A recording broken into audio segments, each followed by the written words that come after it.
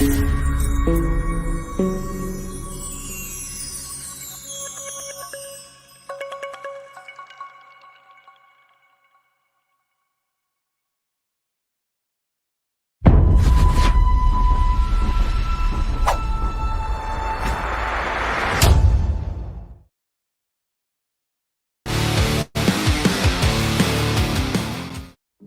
this is Pancho Campo, and one of my passions has always been sports. Tennis was my profession for almost 20 years. I am also a scuba diving instructor, and in my expeditions I always do a lot of hiking and rafting.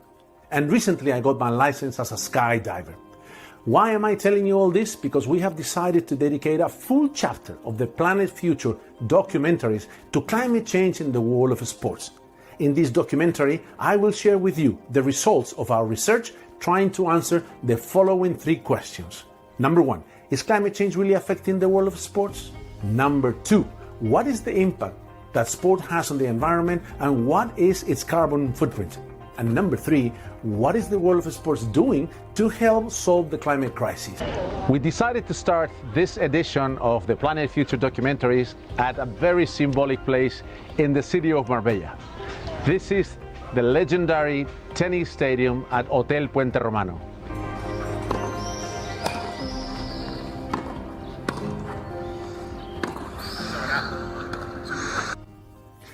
Let's go with question number 1.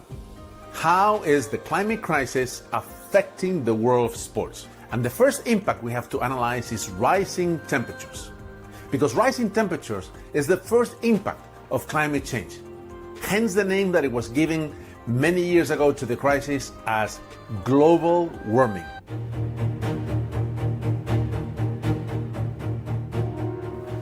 Higher temperatures mean shorter winters and sometimes with less snow or poor quality of this snow. This threatens winter sports such as downhill and cross-country skiing, but rising temperatures will also jeopardize the future of the Winter Olympic Games.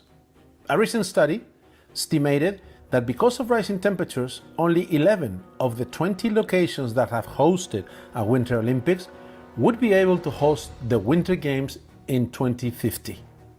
8 or 9 of these sites may become too warm for any kind of snow sports. Let's also not forget that winter sports and ski stations are very important for tourism and a source of jobs and income for communities around the globe.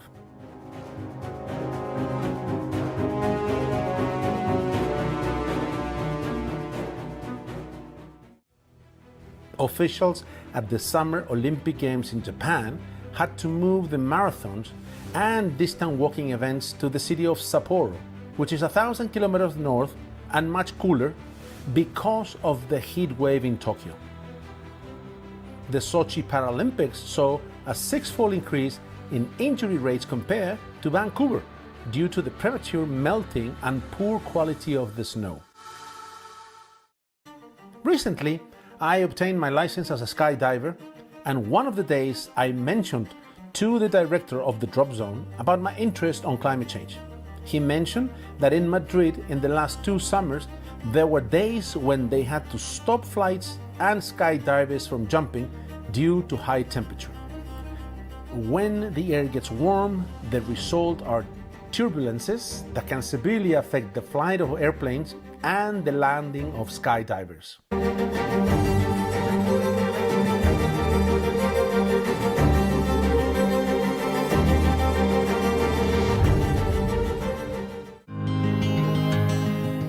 Hot air ballooning has also been affected in a very similar manner. A balloon needs to warm up the air inside to rise and fly. With temperatures increasing, flying is becoming more and more difficult. Diving is also being affected by climate change because a rise in water temperatures is contributing to coral bleaching and lots of dead reefs, which I have personally witnessed during my diving expeditions to the coral reefs in Florida and the Caribbean. The impact of human activities on the marine environment is evident. Unfortunately, we constantly must dive next to discarded fishing nets, also known as ghost nets, and witness the impacts of trawler fishing on corals.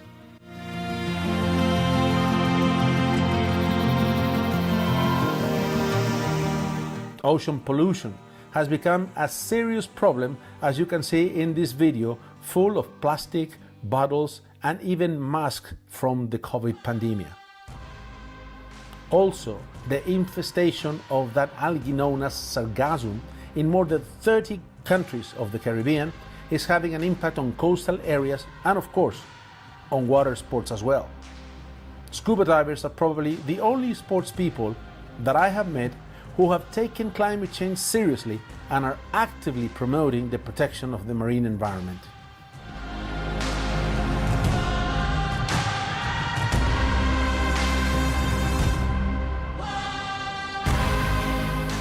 The next point we have to consider is heat. Heat and heat waves are arguably one of the biggest problems associated to the climate crisis. One sport on the front lines of extreme heat is cricket.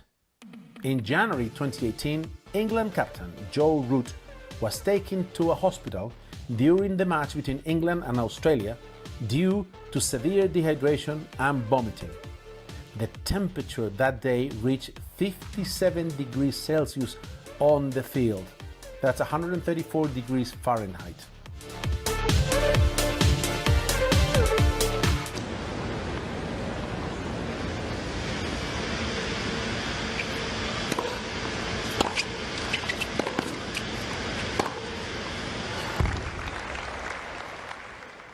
Extreme temperatures resulted in tennis star Victoria Azarenka collapsing during her second round match at the US Open and was rushed to a hospital.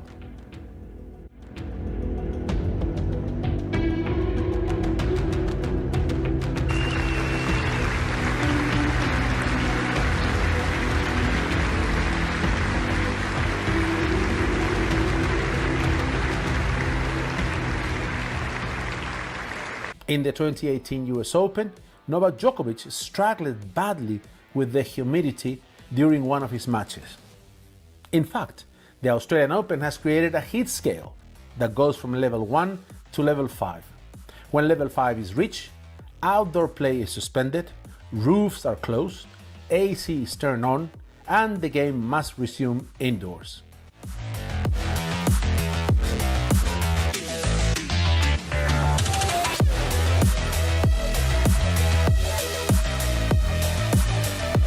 Frank Dancevich started hallucinating on court before vomiting and departing.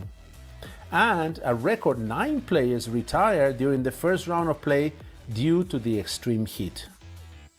The 2014 Australian Open was played in the middle of a harsh heat wave that saw 4 consecutive days of temperatures above 41 degrees Celsius. Unfortunately, the ATP, the ITF, and the WTA still do not have rules that contemplate heat-related injuries. The New York City Triathlon, with the expected heat, it's been canceled. This as adjustments are made for many others planning to be outdoors this weekend.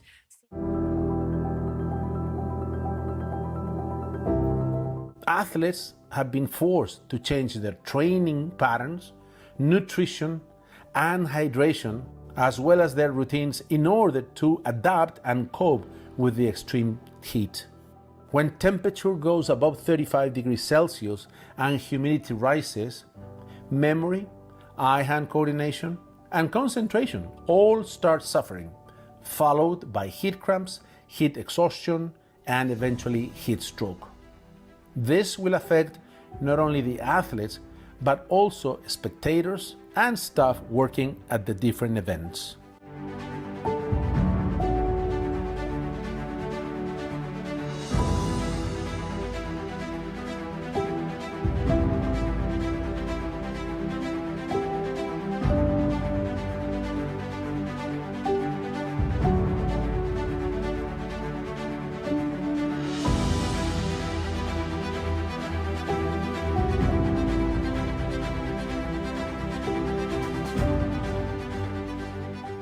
We also have to consider rising sea levels and extreme weather episodes, because rising sea levels are flooding golf courses, beaches in many countries, and sport arenas next to seas and oceans.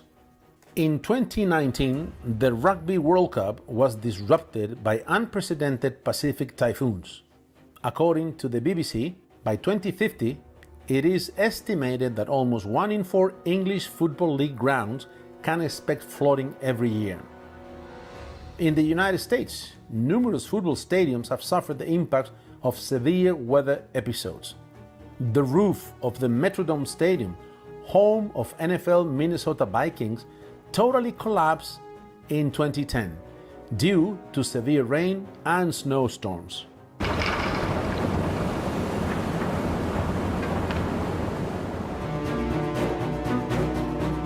More than 450 years of golfing history at Montrose, one of the 5 oldest courses in the world, is at risk of being washed away by rising seas and coastal erosion linked to climate change. Chris Kerning, director at Montrose Golf Links, said, "As the sea rises and the coast falls away, we are left with nowhere to go. Climate change is often seen as tomorrow's problem, but it's already eating away our course."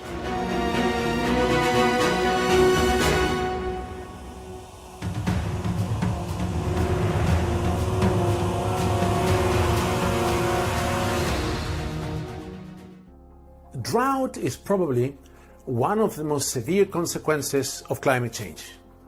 Increased temperatures and low rainfall can result in severe drought. The lack of drinking water will be the most worrying consequence of the climate crisis in a very near future.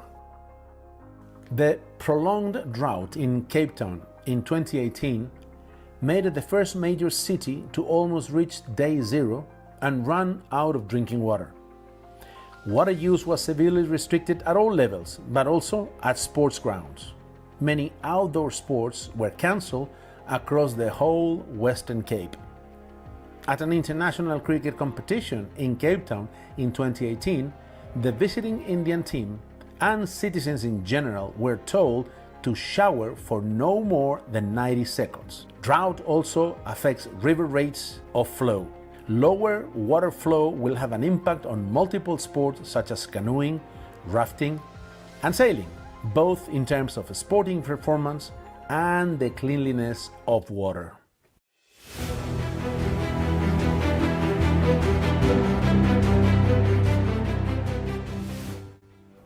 Let's now talk about fires, because higher temperatures, drought, low humidity, and massive heat waves are increasing the number of fires around the planet. Many of these fires happen next to golf courses, sporting arenas, tennis tournaments, which are suffering not only the risks of the flames, but the pollution of smoke and ashes. For example, in Delhi, in 2017, during an air pollution episode, cricket players in the match between India and Sri Lanka vomited on the pitch, necessitating the installation of oxygen cylinders in their dressing rooms and repeated breaks during the play. The 2020 Australian Tennis Open was played with air quality so poor that players were struggling to breathe due to the pollution that originated because of the fires and its smoke. Open preparations have been thrown into chaos by the hazardous smoke blanketing Melbourne. The thick haze caused distress for qualifiers, with one hopeful help from the court after suffering a coughing fit. Ayrton Woolley begins our coverage. Choked by the city's polluted air, an Australian Open hopeful crumbles. Dalia Jakupovic dropping to her knees in pain. With victory in sight, the Slovenians' qualifying campaign had come to a distressing end. Unfortunately, Miss Jakupovic is unable to continue. Let's tackle now question number 2. What about the carbon footprint of sports and the impacts on the environment? Sports has a very high carbon footprint. The amount of damage caused by global sports carbon footprint and the other forms of climate pollution that a sport produces is equivalent to the damages created from the activities of entire countries, according to a new study. The industry must reduce its carbon footprint severely. However, to do that, it needs to know how much carbon it's producing. No one currently knows, and the research that has been done about different sporting events and institutions is not the most accurate.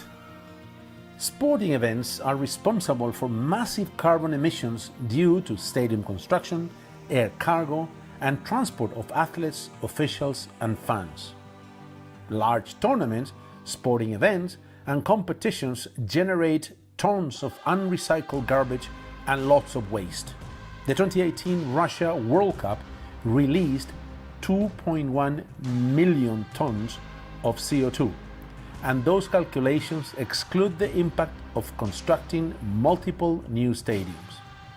According to a report by British sports journalist David Goldblatt, there has been no shortage in environmental slogans in the sports world since the Sydney Olympics, but there has been precious little action amongst the governing bodies of sport and the leading professional and commercial league. This is also known as greenwashing. Stadiums around the world are built with cement, which is arguably the most carbon-intensive product on Earth. Natural grass also needs to be irrigated, and most indoor facilities require either AC in the summer or heating in the winter.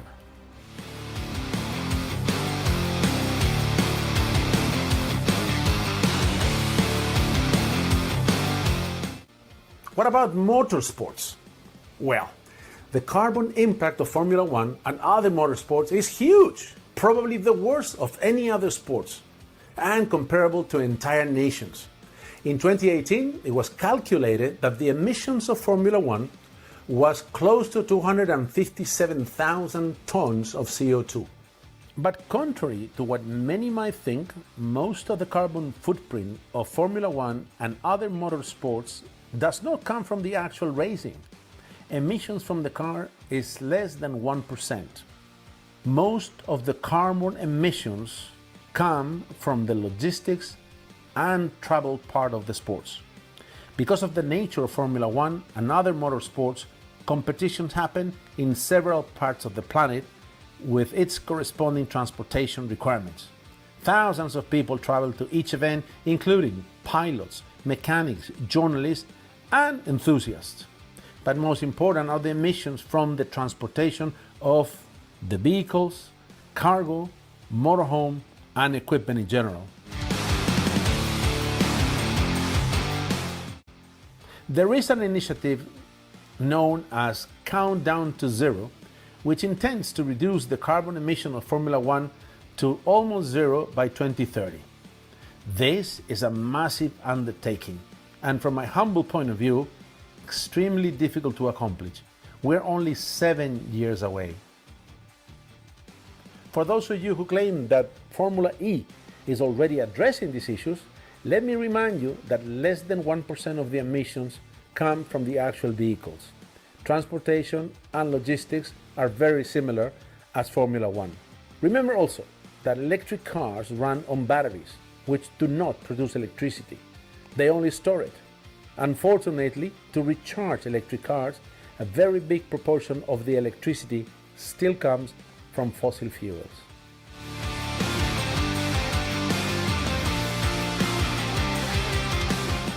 Other motorsports, such as the different rallies, motorcycles, indoor trails, motocross, etc., have similar patterns of carbon emissions. Let's take tennis as an example, a sport in which I was involved professionally and I happen to know better than other sports. Most hard courts are made from cement and fossil fuel products. The paint coating is also a derivative of fossil fuels. The use of plastics in tennis is obscene. Racket strings, tennis nets, windbreakers, which are used in most clubs and tournaments around the world, tennis shoes, racket bags and covers, and vibration dampers are just an example of the many uses of plastic in the sport. In every tournament, players appear drinking out of plastic bottles. And after the matches, they make an appearance at the corresponding press conference with a plastic bottle of water next to them. Sports celebrities and event organizers should be more careful when it comes to endorsing companies and products. For example, look at this press conference. There are plastic water bottles imported from China and a brand of motor vehicles supporting the tournament. Not very environmentally friendly, if you ask me. And what about a brand of Chinese alcohol spirit sponsoring a sporting event? Do you know how tennis balls are made and what is their carbon footprint?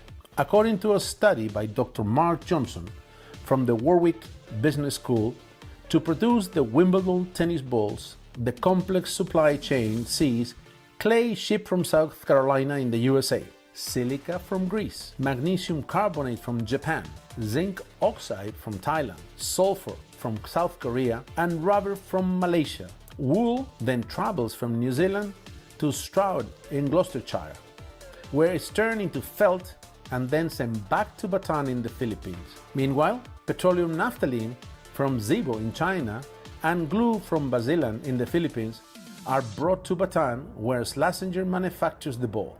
Finally, tins are shipped from Indonesia, and once the balls have been packaged, they are sent to Wimbledon. Believe it or not, the carbon footprint of tennis balls is ridiculously high.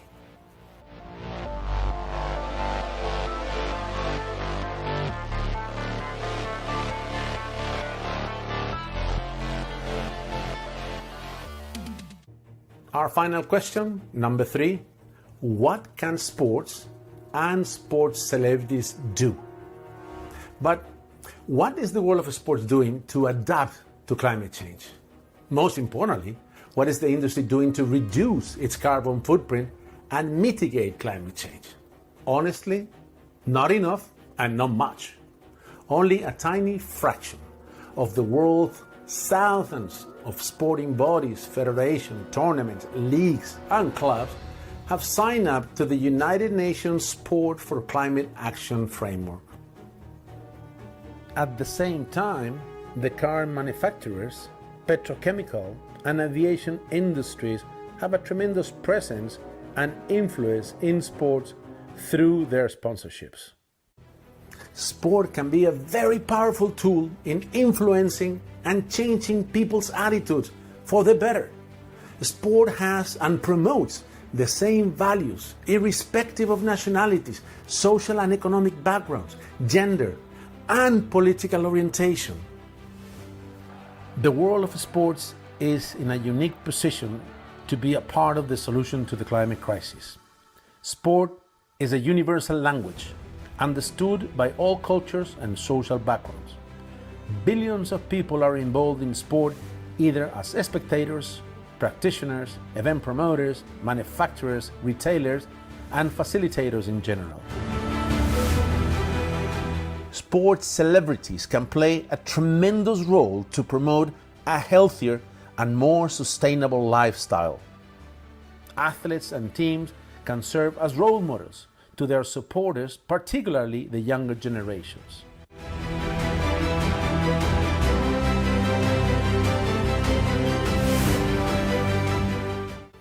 The world of sport, its teams, organizations, federations, its athletes, and all of us sports fans can play a crucial role in educating and raising awareness about the many environmental issues that exist, about the importance of protecting our planet, and especially to solve the climate crisis.